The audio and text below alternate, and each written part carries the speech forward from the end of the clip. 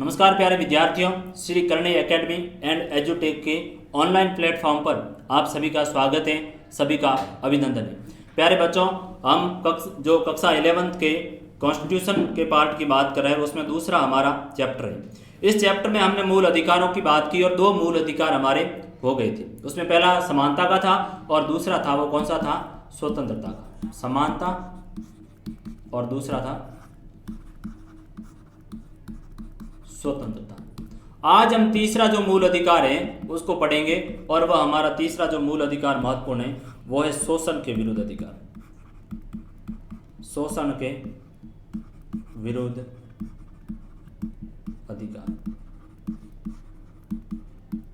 किसी व्यक्ति का शोषण हो रहा है, उससे बलपूर्वक है जबरदस्त किसी से कार्य करवाया जा रहा है, जबरदस्त कार्य करवाया जा रहा है, या बच्चे हैं जिनको खतरनाक कारखानों में वो कार्य करवाया जा रहा है। ऐसे बच्चे जिनकी आयु है वो 14 साल या 14 साल से कम आयु के बच्चे हैं, उन्हें जबरदस्त कारखानों के अंतर्गत काम करवाया जा रहा है। तो उससे बच्चों को जो निजात दिलाना, उनसे बच्चों को जो सुरक्षा देने हेतु जो हमारा मूल अधिकार होगा वो आर्टिकल 23 और 24 जिसमें शोषण के विरुद्ध का अधिकार है कि किसी भी व्यक्ति के साथ है वह गलत करते नहीं हो, किसी भी व्यक्ति का शोषण है वो नहीं हो। तो अनुच्छेद कौन से लेकर है? अनुच्छेद 23 व अनुच्छेद 24, दो अनुच्छेद के अंतर्गत शोषण के विरुद्ध अधिकार का उल्लेख। भाग वही सेम 3 में क्या कह रही है? इसकी परिभाषा, इसकी शब्दावली को आप देखिए क्या कह रही है। कह रही है कि शोषण के विरुद्ध अधिकार अपने देश में करोड़ों लोग गरीब हैं, दलित, शोषित और वंचित हैं, या लोगों के द्वारा उनका क्या किया जा रहा है? शोषण किया जा रहा है। यानी ये अधिकार की, इस अधिकार की हमें इसलिए आवश्यकता हुई कि हमारे देश के अंतर्गत एक बहुत बड़ी जो आबादी है वो गरीब है, बहुत बड़ी आबादी जो दलितों की, शोषित लोग हैं जिनका लंबे समय तक शोषण हो रहा है, उनको लंबी समय अवधि से समाज की मुख्य धारा से उनको वंचित किया गया। तो ऐसे लोगों को समाज की मुख्य धारा में लाने, समाज में समानता कायम करने हेतु हमने है वो शोषण के जो विरुद्ध एक कॉन्स्टिट्यूशन के अंतर्गत प्रोविजन किया कि सभी को है वो समान दर्जा दिया जाए। ऐसे शोषण को अपने देश में बेगार या फिर बंधुआ मजदूरी के रूप में भी जाना जाता है। एक दूसरा है बंधुआ मजदूरी या फिर बेगार प्रथा। बेगार प्रथा, बेगार प्रथा के अंतर्गत क्या है कि किसी भी व्यक्ति को है वो कोई काम करवाया जा रहा है, किसी से न्यूनतम पैसों में अधिकतम काम करवाना, या फिर उन्हें नहीं के बराबर पैसा दिया जा रहा है, या बिल्कुल एक तरीके से वो बेगार कर रहा है, या उसे केवल खाने के लिए या पहनने या कपड़े या रहने तक की फैसिलिटी दी जा रही है और उस व्यक्ति से ज़्यादा काम करवाया जा रहा है। तो ये बेगार है और बंधुआ मजदूरी है, वो सबसे बड़ा मुद्दा रहा था। लंबे समय से बंधुआ मजदूरी और बेगार प्रथाएं वो हमारे समाज में इस कदर तक हावी थी कि उसके लिए हमें कॉन्स्टिट्यूशन के अंतर्गत ये प्रोविजन करना पड़ा कि इस बंधुआ मजदूरी को समाप्त करना जरूरी है, क्योंकि ये बंधुआ मजदूरी और बेगार प्रथाएं समाप्त नहीं होगी तब तक व्यक्ति का है वो शोषण होने से नहीं रोक सकता। और इस प्रकार एक शोषण में लगे हुए लोगों को दास के रूप में खरीदा और बेचा जाता था। ये क्या हो रहा है? इतना बड़ा शोषण है। एक व्यक्ति है, दास के रूप में उसको बेचा जा रहा है, खरीदा जा रहा है। दास है, उससे जो संतान हुई उनके भी अलग अलग जो पुत्र है उनको दास दासी के रूप में हमने आगे बेचा, किसी ने और खरीदा। तो इस प्रकार की एक जो व्यवस्था चली वो एक निरंतर शोषण की एक श्रृंखला थी, शोषण की एक बड़ी कड़ी थी। उस कड़ी को समाप्त करना बहुत ही जरूरी था। और इन दोनों पर शोषण का जो अधिकार, शोषण के विरुद्ध का जो अधिकार है वो संविधान द्वारा दिया गया और शोषण के विरुद्ध के अधिकार के द्वारा क्या किया गया? इन पर प्रतिबंध लगाने का कार्य हुआ। पुराने समय में जमींदार, सूदखोर यानी महाजन जो ब्याज और लेने का काम कर रहे हैं, और अन्य धनी लोग हैं वो बंधुआ मजदूरी करवाते थे। गरीब व्यक्ति हैं उनसे क्या करा रहे? बंधुआ मजदूरी करवाने का काम कर रहे हैं। कम पैसे के अंतर्गत है, कोई जमींदार है, उसके आगे जो व्यक्ति रह रहा है, कोई खेत में काम कर रहे हैं, वो उसे न्यूनतम मात्रा में पैसा दे रहा है, कम से कम पैसा दे रहा है, ज़्यादा से ज़्यादा खेतों में काम करवा रहा है, अन्य काम करवा रहा है। कोई सूदखोर है, कोई गाँव का महाजन है, कोई धनी सेठ है, तो उसके पास से मुझे कोई पैसे चाहिए, मेरी ज़रूरत पड़ी तो मुझे पैसे देगा, तो उसके बदले में ज़्यादा काम भी करवाएगा, वापस पैसे भी लेगा, ब्याज भी लेगा। तो इस तरह की जो धनी लोगों के द्वारा ये व्यवस्था जो समाज में बनाई गई थी, जो सबसे ज़्यादा समाज में व्यक्तियों का शोषण, गरीब लोगों का ज़्यादा शोषण करने का कार्य कर रही थी। देश में अभी भी खास तौर से जैसे भट्टे के काम में बंधुआ मजदूरी है वो करवाई जाती है। अब इसे अपराध घोषित कर दिया गया है और कानून के द्वारा क्या है बच्चों, ये दंडनीय। तो ये आर्टिकल कौन सा है कि जो इस बात को दंडनीय अपराध ठहराता है कि किसी भी व्यक्ति के साथ है वो शोषण नहीं हो सकता। तो हमारे संविधान के अंतर्गत मूल अधिकार में इस प्रकार की व्यवस्था की गई। अनुच्छेद 23 और 24 में जो शोषण के विरुद्ध अधिकार है उसमें कहा गया कि किसी भी व्यक्ति के साथ है वो शोषण नहीं हो सकता।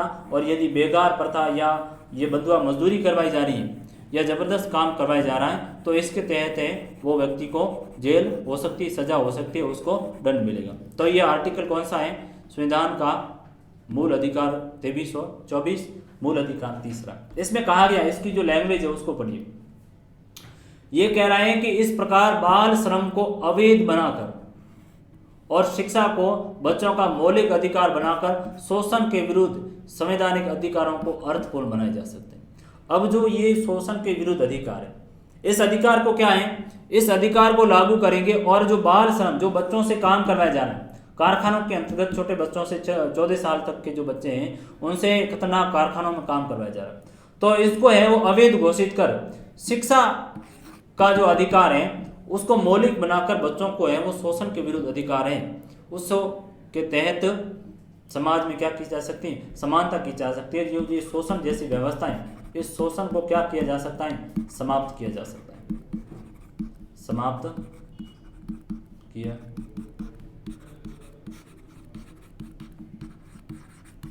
जा सकता। ठीक, आगे क्या कह रहा है, आगे कह रहा है कि संविधान के अनुसार 14 वर्ष से कम आयु के बच्चों को किसी कारखाने, खदान या अन्य किसी खतरनाक काम में नियोजित नहीं किया जाएगा। यह आर्टिकल 24 की लैंग्वेज है। यह आर्टिकल 23 की लैंग्वेज है कि बलात् श्रम से निषेध होगा। बाल श्रम है, इसकी जगह बलात् श्रम लिख लो तो अभी कोई दिक्कत, यानी बलपूर्वक किसी से काम करो। अनुच्छेद 23 में कहा गया है बलात् श्रम से निषेध, यानी बलपूर्वक काम नहीं करवाया जाएगा, बलपूर्वक कार्य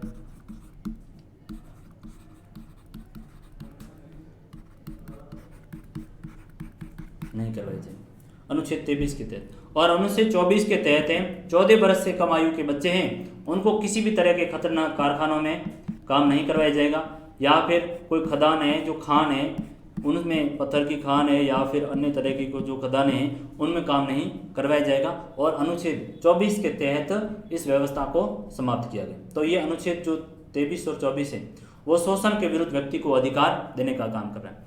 अगले अधिकार पर हम बढ़ेंगे। चतुर्थ क्रमांक का जो हमारा मूल अधिकार है जो है धार्मिक स्वतंत्रता का अधिकार। क्या कह रहा है, व्यक्ति को धार्मिक स्वतंत्रता देने का काम कर रहा है। चूंकि आप देखोगे भारत है वो धर्मनिरपेक्ष लोकतांत्रिक राष्ट्र, कैसा है हमारा जो देश है वो धर्मनिरपेक्ष है। धर्मनिरपेक्ष का क्या आशय हुआ, धर्मनिरपेक्ष का आशय ये हुआ कि जो राज्य या देश, राज्य को या देश को, पॉलिटी राजनीति के अंतर्गत राज्य शब्द है वो देश के संदर्भ में ही आता है। तो राज्य किसी भी धर्म को है वो राजधर्म नहीं बनाएगा। धर्मनिरपेक्षता कह रहा है कि राज्य किसी भी धर्म को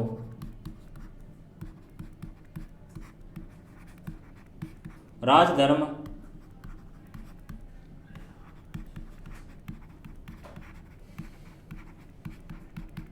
नहीं घोषित करेगा।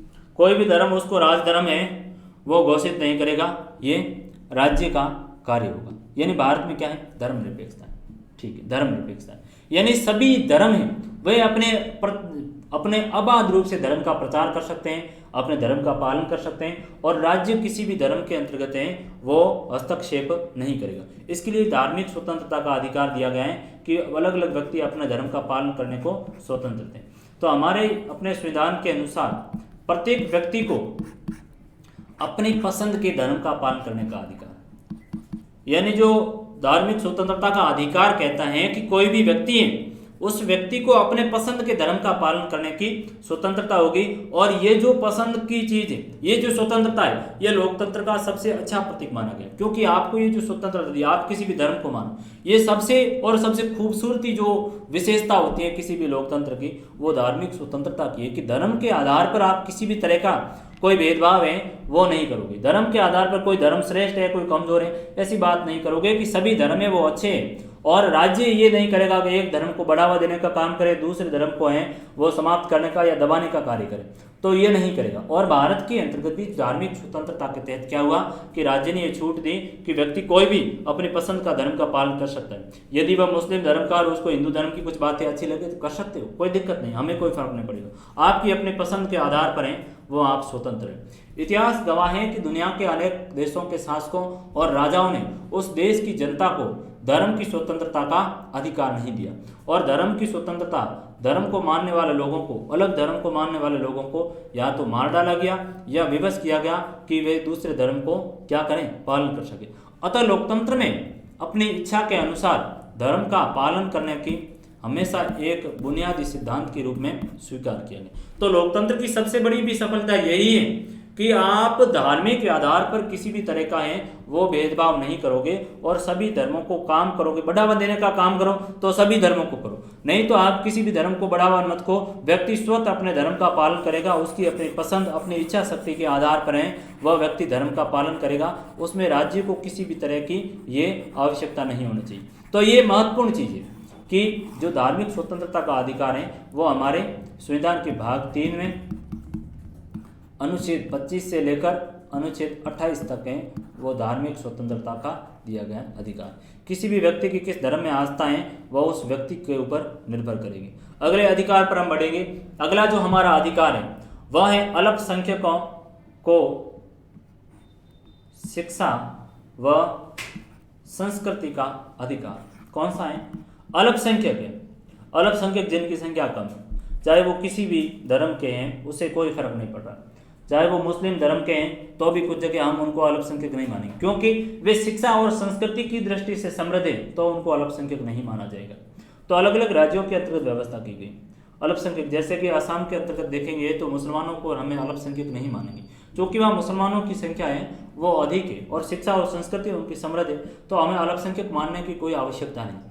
कुछ ऐसे राज्य हैं जहाँ पर जो हिंदू हैं या अन्य लोग हैं वे अल्पसंख्यक, क्योंकि उनकी संस्कृति हैं वो लगभग समाप्त हो रही है। बाकी वहाँ के जो धार्मिक समूह हैं वो अपने संस्कृति को ज़्यादा बढ़ावा दे रहे हैं, उनको समाप्त करने का कार्य कर रहे हैं। तो जो संविधान में एक व्यवस्था अपनाई थी कि अल्पसंख्यक किसी को माने तो उस मानने का आधार क्या रखा जाए, तो बच्चों जो अल्पसंख्यक मानने का आधार है वो बेसिक 2 आधार रखेंगे। कोई व्यक्ति अल्पसंख्यक है या तो भाषा के आधार पर होगा या संस्कृति के आधार पर।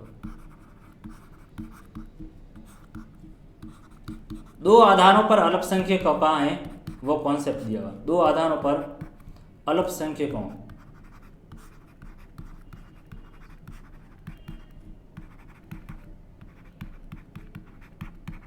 का वर्णन किया गया। क्या कह रहे हैं कि किसी समुदाय को केवल धर्म के आधार पर है वो नहीं, बल्कि भाषा और संस्कृति के आधार पर है वो अल्पसंख्यक माना जाएगा। तो आप अल्पसंख्यक की परिभाषा दोगे तो कोई किसी भी समुदाय को, किसी भी पंथ को है वो धर्म के आधार पर है वो अल्पसंख्यक नहीं माना जाएगा, बल्कि 2 आधार पर, एक तो भाषा और दूसरा संस्कृति के आधार पर उसको अल्पसंख्यक माना जाएगा। अल्पसंख्यक वह समूह है जिनको अपने एक भाषा या धर्म होता है और वह देश के किसी एक भाग में या पूरे देश में संख्या के आधार पर किसी अन्य समूह से छोटे, क्या है, अन्य समूह से छोटे हैं, तो ऐसे को अल्पसंख्यकों की श्रेणी में रखा जाएगा। और जो हमारा जो अधिकार है 5वां नंबर का कि अल्पसंख्यकों को शिक्षा, संस्कृति, अपनी भाषा और लिपि को बचाए रखने का जो अधिकार होगा वो अनुच्छेद 29 और 30 में। और 5वें अधिकार अल्पसंख्यकों को शिक्षा और संस्कृति के अधिकार के तहत अपनी जो भाषा, लिपि, पहचान है, अपनी संस्कृति को है वो बचाए रखने का क्या होगा बच्चों, अधिकार होगा। तो किसके तहत है? अनुच्छेद 29 व 30 के तहत है अल्पसंख्यकों को शिक्षा व संस्कृति को बचाए रखने का अधिकार होगा। शिक्षा व संस्कृति को बचाए रखने का अधिकार होगा।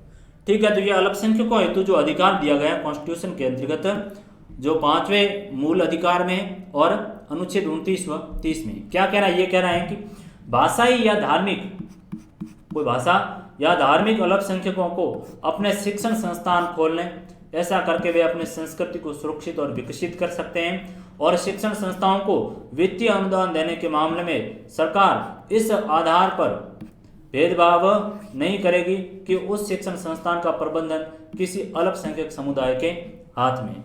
जैसे कि आपने देखा होगा मदरसा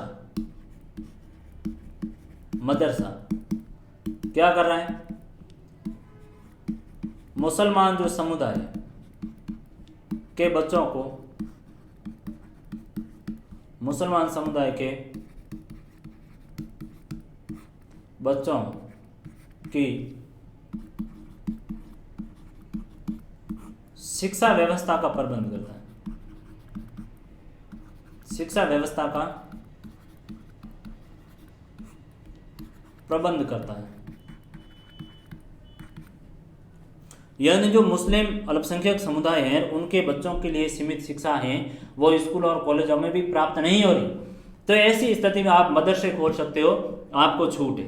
और यहाँ पर हैं वो सरकार भी आपको फंडिंग करेगी, उसमें किसी भी तरह की ये अपेक्षा या किंतु परंतु नहीं होगा कि सरकार है वो मदरसों को फंड या पैसे हैं वो क्यों दे रही, किसी भी तरह का है वो भेदभाव यहाँ पर नहीं हो सकता। यहाँ पर सरकार मदरसों को फंडिंग कर रही, तो सरकार का जो टारगेट है, सरकार का उद्देश्य है कि इनकी भाषा, इनकी जो संस्कृति है, इनकी जो लिपि है वो कहीं ना कहीं समाप्त हो रही। तो इसके लिए आप मदरसा शिक्षा के अंतर्गत आप अपनी भाषा में अपनी संस्कृति की शिक्षा दे सकते हैं, तो राज्य आपको है वो फंडिंग करेगा, राज्य आपको मदद करने का कार्य कर सकते हैं। तो ये बात आप अल्पसंख्यक किसके आधार पर, संस्कृति के आधार पर, आप भाषा के आधार पर हैं, इसलिए आपको है वो सरकार अनुदान दिया जा रहा है, सहायता दी जा रही है, ताकि आप अपनी भाषा, लिपि, संस्कृति को बचाए रख सकते हैं। इसलिए नहीं कि आप मुसलमान, इसलिए नहीं कि आप मुसलमान हैं इसलिए आप मदरसा को व्यवस्था है और आपको सरकार फंडिंग करे, नहीं, इसलिए है कि आपकी भाषा, आपकी संस्कृति है वो बची रहे ताकि आप मदरसा में शिक्षा दे सके। तो ये एक आधार है, अपनी शिक्षा व संस्कृति को बचाए रखने का ये सबसे बड़ा आधार है। इसी के आधार पर ही व्यक्ति को स्वतंत्रता होगी। तो मदरसे स्थापित करके मदरसों में शिक्षा दी जा रही है, तो वो भी हमारी अल्पसंख्यकों की हितों की रक्षा हेतु है, वो सरकार ने इस प्रकार का कदम उठाया। अगले अधिकार पर हम बढ़ेंगे। हमारा जो अधिकार है, महत्वपूर्ण अधिकार, संवैधानिक अधिकारों का, संवैधानिक उपचारों का अधिकार सबसे महत्वपूर्ण अधिकार है। और ये एक ऐसा अधिकार है कि संवैधानिक उपचारों के अधिकार के बिना सारे के सारे अधिकार हैं वो व्यर्थ है। यदि हमारे जो कॉन्स्टिट्यूशन मेकर, जो संविधान निर्माता लोग थे, उन लोगों ने इस अधिकार को नहीं बनाया होता तो सारे के सारे अधिकार हैं वो न गणे, उनका कुछ भी इतना बड़ा योगदान नहीं होता। तो सबसे जो महत्वपूर्ण अधिकार है वो 6 क्रमांक का, कौन सा है, 6ठे क्रमांक का संवैधानिक उपचारों का अधिकार। संवैधानिक उपचारों का, उपचार का मतलब होता है इलाज, क्या करना, जो संविधान में हमें अधिकार दिए हुए और उन अधिकारों के क्या होने पर, बीमारी से ग्रस्त होने पर क्या करेगा, ये इलाज करेगा। बीमारी से ग्रस्त होने का क्या मतलब हुआ, बीमारी से ग्रस्त होने का मतलब ये हुआ कि हमारे लिए जो समानता का अधिकार है, अब वह अधिकार क्या हुआ कि उसमें हम देखा था कि जो अस्पृश्यता का अधिकार 17 है, लेकिन हमारे साथ तो भेदभाव हो रहा है। अब भेदभाव हो रहा है तो हम क्या करें, तो ये अधिकार उसका इलाज करेगा। क्या करेगा, ये आपको अधिकार दे रहा है कि आप एक काम करो, आप कोर्ट जाइए, आप जुडिशरी जाइए, आप high court, supreme court, lower court में जाइए और वहां पर याचिका दायर कीजिए कि साहब हमें यह आर्टिकल अधिकार दिया गया है, फिर भी हमारे साथ भेदभाव हो रहा है। तो ये एक ऐसा अधिकार है जो सभी अधिकारों के ऊपर और बचाने का काम कर रहा है, सभी अधिकारों के ऊपर एक तरीके से ढाल का काम कर रहा है, आवरण के तौर पर काम कर रहा है, ताकि सभी अधिकारों की सुरक्षा की जाए। और ये संवैधानिक उपचारों का अधिकार है वो संविधान के भाग 3 में अनुच्छेद है वो 32 के अंतर्गत उल्लेखित है, अनुच्छेद 32 में उल्लेखित। इस अधिकार को डॉक्टर BR अम्बेडकर ने संविधान का है, संविधान की आत्मा, संविधान की आत्मा या हृदय का, ये क्या है? ये संविधान की आत्मा है, हृदय है। इतना महत्वपूर्ण अधिकार है वो मौलिक अधिकार के अंतर्गत संवैधानिक उपचारों का अधिकार। क्या कह रहा है ये? इसकी लैंग्वेज, इसकी जो शब्दावली है उसको आप थोड़ा सा देखिए।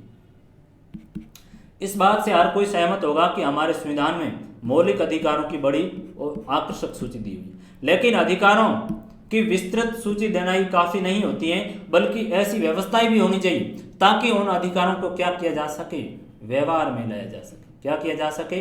व्यवहार में लाया जा सके, उन अधिकारों को लागू किया जा सके। और उन अधिकारों को लागू करने की जो सबसे बड़ी जड़ है वो संवैधानिक उपचारों का अधिकार है, तो व्यवहार में लाया जा सके। और यदि उनका उल्लंघन होता है तो उन अधिकारों की क्या की जा सके? रक्षा की जा सके। और उनकी रक्षा करने का जो काम कर रहा है वो कौन सा कर रहा है? संवैधानिक उपचारों का अधिकार कर रहा है। अनुच्छेद 32 कर रहा है। क्या कह रहा है? संवैधानिक उपचारों का अधिकार वह साधन है जिसके द्वारा क्या किया जा रहा है? सभी अधिकारों की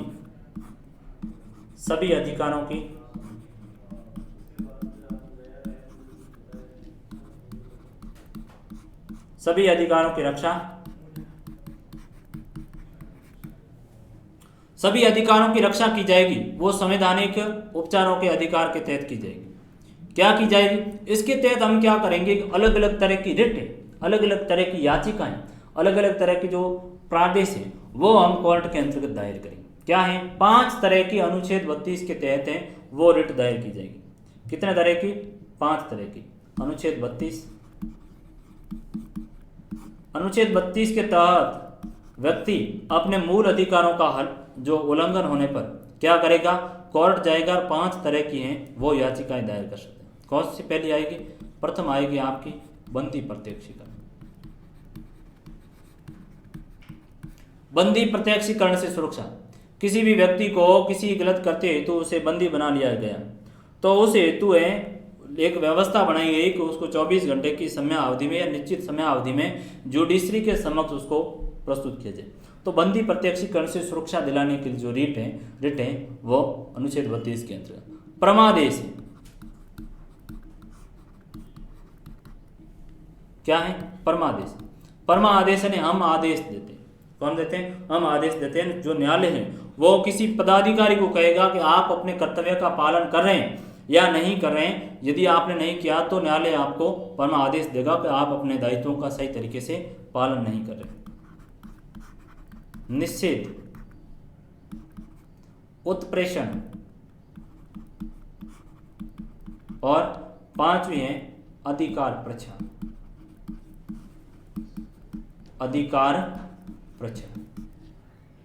तो ये 5 तरह की रिट है वो आप कोर्ट के अंतर्गत क्या कर सकते हैं? अनुच्छेद 32 के तहत सुप्रीम कोर्ट में 5 तरह की याचिकाएं, 5 तरह की PIL लगा सकते हैं जाकर, ताकि आप अपने अधिकारों का उल्लंघन हो तो ऐसी स्थिति में बचाव का कार्य करें। तो न्यायालय कई प्रकार के विशेष आदेश जारी करता है जिन्हें प्रादेश या रिट कहा जाता है। इस बात का आप ध्यान रखें। आपको है वो ये परीक्षा के अंतर्गत सवाल पूछा जा सकता है कि जो संवैधानिक उपचारों का अधिकार है उसको बताइए, या इसे इस रूप में बताया जाएगा कि रिट किसे कहते हैं, विभिन्न रिटों का है वो वर्णन कीजिए। तो ये आपसे इस तरीके से भी पूछा जा सकता है। तो इस बात का आप ध्यान रखना। क्या कह रहा है? इसमें 5 तरह की रिट है। प्रथम है बंदी प्रत्यक्षीकरण। क्या है? बंदी प्रत्यक्षीकरण। क्या कह रहे हैं? बंदी प्रत्यक्षीकरण के द्वारा न्यायालय किसी भी गिरफ्तार व्यक्ति को न्यायालय के सामने प्रस्तुत करने का आदेश देता है। बंदी प्रत्यक्षीकरण की जो रिट होगी उसके तहत कोर्ट यह आदेश जारी करेगा पुलिस को या राज्य को कि किसी व्यक्ति को आपने जो गिरफ्तार किया है उस व्यक्ति को निश्चित समय अवधि, निश्चित यानी 24 घंटे की समय अवधि को सामान्यतः आप उसको लाकर हमारे समक्ष वो पेश कीजिए कि उस व्यक्ति को आपने किस तरह से गिरफ्तार किया, क्या उसका करते हैं। तो व्यक्ति को जो गिरफ्तारी और बंदी प्रत्यक्षीकरण के तहत हैं उसे सुरक्षा दिलाने का काम है वो अनुच्छेद 32 में बंदी प्रत्यक्षीकरण के तहत किया जाएगा। और कोर्ट है वो आदेश जारी करेगा कि व्यक्ति को न्यायालय के समक्ष रजू कीजिए, उसको प्रस्तुत कीजिए। दूसरा क्या कह रहे हैं? दूसरी याचिका जिसका नाम है परमादेश। यह आदेश तब जारी किया जाता है जब न्यायालय को लेकिन धर्म के लिहाज से मैं लगता है कि कोई सार्वजनिक पदाधिकारी अपने कानूनी दायित्वों का पालन कर रहा है या नहीं कर रहा है। परमादेश का आदेश है वो कोर्ट उस समय जारी करेगी जब कोर्ट को लगेगा कि कोई व्यक्ति है वो सार्वजनिक पद पर बैठा है। जैसे कि कोई व्यक्ति है, रमेश है, वो एसडीएम के पद पर बैठा है और वह अपने दायित्व का पालन सही तरीके से नहीं कर रहा है, तो ऐसी स्थिति के अंतर्गत परमादेश की रिट के तहत है वो कोर्ट आदेश जारी करेगा कि आप इस पद पर बैठे हैं लेकिन फिर भी आप जनता के हितों के लिए कार्य नहीं कर रहे, तो वो परमादेश की रिट के तहत है कोर्ट आदेश देगा कि आपने इस कार्य को किया नहीं। तीसरी जो रिट है वो है निषेध। क्या है? निषेध। क्या करें? निषेध का मतलब होता है मना करना। कैसे मना करोगे वो देखिए। आदेश, जो न्यायालय आदेश देता है जब कोई निचली अदालत अपने अधिकार क्षेत्र का अतिक्रमण करके किसी मुकदमे की सुनवाई करती है तो ऊपर की अदालतें या तो सुप्रीम कोर्ट है या फिर हाई कोर्ट है। ये क्या है? सर्वोच्च न्यायालय है सुप्रीम कोर्ट और HC हाई कोर्ट यानी उच्च न्यायालय। उसे ऐसा करने से रोकने के लिए निषेध का आदेश जारी कर सकता है। निषेध का आदेश जारी कर सकता है। यानी कोई निचली अदालत है, कोई DC है, कोई डिस्ट्रिक्ट कोर्ट है या मेट्रोपॉलिटन कोई शहरी कोर्ट है, तो वो अपने जो कुछ क्षेत्राधिकार तय किए हो, कुछ नियम तय किए होंगे आपका यही है जो आप इस तरह के मुकदमों की सुनवाई करोगे। अब उससे बढ़कर वो अन्य मामलों की सुनवाई करता है तो ऐसी स्थिति में ऊपरी कोर्ट, चाहे हाई कोर्ट है या सुप्रीम कोर्ट है, वो उनको कार्य करने से क्या करेगा? निषेध यानी मना करेगा कि आप ये काम नहीं कर सकते, आपके क्षेत्राधिकार से बाहर हैं, इसलिए आप उस कार्य को कहाँ ट्रांसफर करें? वो जो ऊपरी कोर्ट है, हाई कोर्ट या सुप्रीम कोर्ट में आप उसको ट्रांसफर कीजिए। आपको ये अधिकार नहीं है कि आप ये कार्य कर सकें। तो ये जो आपका था प्रतिषेध का, ठीक है। फिर है अधिकार प्रसा। क्या है? अधिकार प्रसा। क्या कहना है अधिकार प्रसा? उसको देख लीजिए। अधिकार प्रसा के तहत ये बात आई है कि कोई भी व्यक्ति, चौथा देखिए आप, अधिकार प्रसा,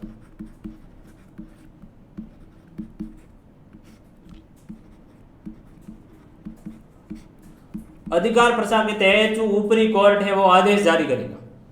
क्या करेगा? कि कोई व्यक्ति है वह आप किस अधिकार के तहत कार्य कर रहे हैं, किस अधिकार के तहत कार्य करें। जैसे कि मेरा विषय है पॉलिटिकल साइंस पढ़ाना, मैंने ज्योग्राफी पढ़ाना शुरू कर दिया। अब ऊपरी ऑफिस से मुझे ऑर्डर आया कि आप किस अधिकार के तहत है वो ज्योग्राफी पढ़ाने का कार्य करें। क्या हमने आपको ये कार्य दिया था? नहीं, आपने मुझे ये कार्य ज्योग्राफी पढ़ाने का नहीं दिया, पॉलिटिकल को दिया, लेकिन आप ज्योग्राफी पढ़े। तो कोर्ट भी ऐसी व्यवस्थाएं, कोर्ट अधीनस्थ कोर्ट को कहती हैं कि आप किस अधिकार के तहत ये कार्य कर रहे हैं। तो जो चतुर्थ क्रमांक की जो रिट है उसमें कहा गया है कि कोई भी जो कोर्ट है या कोई भी पदाधिकारी है वो किसी अधिकार के तहत आप कार्य करो जबकि ये आपको काम करने का अधिकार ही नहीं है। तो उसके तहत न्यायालय ये प्रश्न पूछ सकता है कि न्यायालय किसी पदाधिकारी से यह प्रश्न पूछ सकता है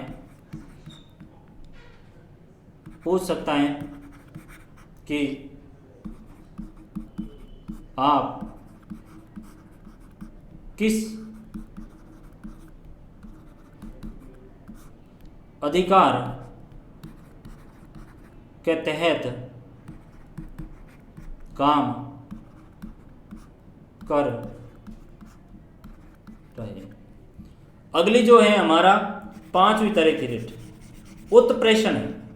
पांचवी तरह के आप जाकर यदि रिट है वो दायर करोगे तो उस रिट को कहा जाता है उत्प्रेषण। देखिए क्या है उत्प्रेषण। उत्प्रेषण ये है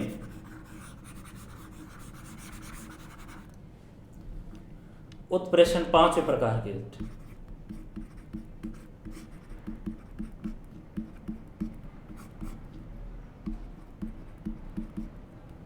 न्यायालय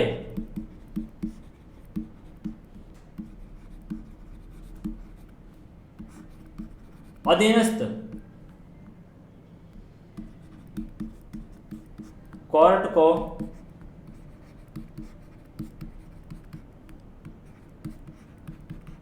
आदेश देगा कि आपने जो निर्णय लिया है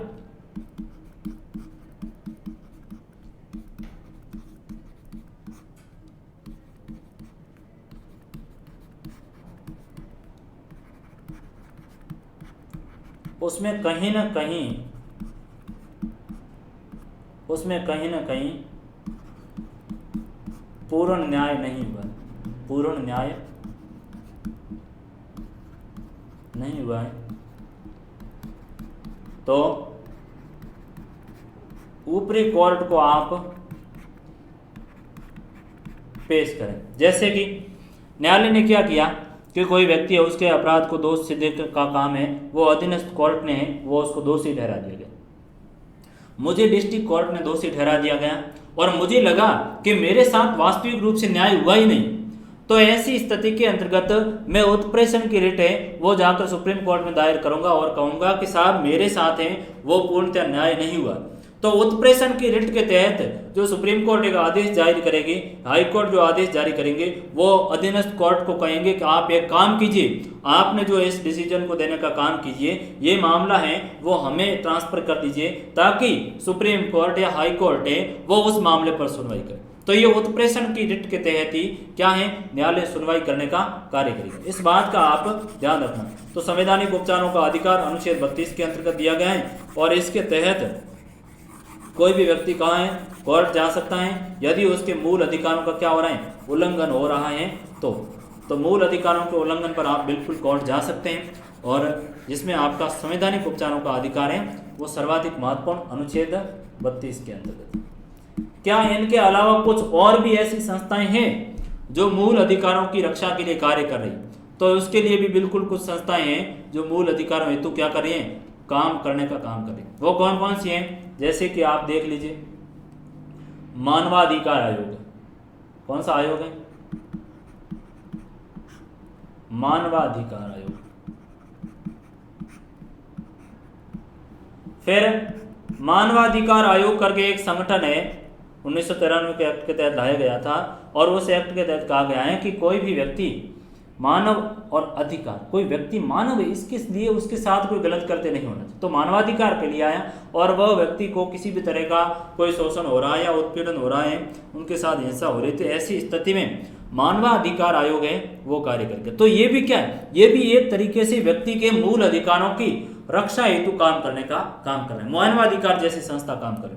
दूसरी इसमें एक और दी गई आपकी राष्ट्रीय महिला आयोग है। क्या है, राष्ट्रीय महिला आयोग है। यह भी महिलाओं और के संबंधित जो मुद्दे हैं, महिलाओं की जो समस्या से संबंधित मुद्दे हैं, उन मामलों की, महिलाओं के जो मूल अधिकार है उनसे संबंधित मामलों की जांच हेतु और रक्षा हेतु ये संस्था काम करे। अल्पसंख्यक है, राष्ट्रीय अनुसूचित जाति या जनजाति, राष्ट्रीय अनुसूचित जाति या जनजाति आयोग है, जनजाति आयोग है। SC/ST हेतु, SC/ST हेतु भी कमीशन है, राष्ट्रीय अनुसूचित जाति राष्ट्रीय जनजाति कमीशन है, वो भी इन लोगों के अधिकारों हेतु, मूल अधिकारों की रक्षा के लिए क्या कर रहे हैं, कार्य कर रहे हैं। तो जैसे राष्ट्रीय महिला आयोग है, यह अल्पसंख्यक आयोग है,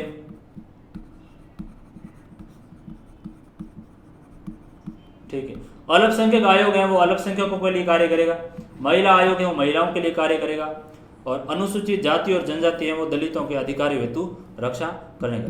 इसके अतिरिक्त मौलिक अधिकारों और अन्य अधिकारों की रक्षा के लिए कानून के द्वारा राष्ट्रीय मानवाधिकार आयोग का गठन किया गया। तो इस तरह की ये विभिन्न संस्थाएं हैं जो क्या है, व्यक्ति के मूल अधिकारों की रक्षा हेतु क्या कर रही है बच्चों, कार्य कर रही है। तो मोटे तौर पर हमने देखा कि जो मूल अधिकारों की हमारी व्यवस्था है, उन व्यवस्थाओं को लागू करने हेतु जो संवैधानिक उपचारों का अधिकार है उसमें बताया गया अनुच्छेद 32 के तहत आपकी यदि मूल अधिकारों का उल्लंघन होता है तो आप कोर्ट जा सकते हैं और सुप्रीम कोर्ट जाने हेतु अनुच्छेद 32 है, इस बात का ध्यान रखना। और यदि आप हाई कोर्ट में जाना है,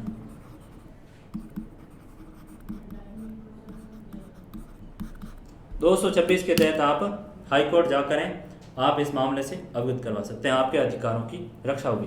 इस प्रकार आज की जो हमारी क्लास में मूल अधिकारों से संबंधित हमने बात की। मुझे अपेक्षा है, उम्मीद है कि आप लोगों को आज अब मूल अधिकारों के बारे में पूर्णतः है वो जागृति आ गई, जानकारी हो गई।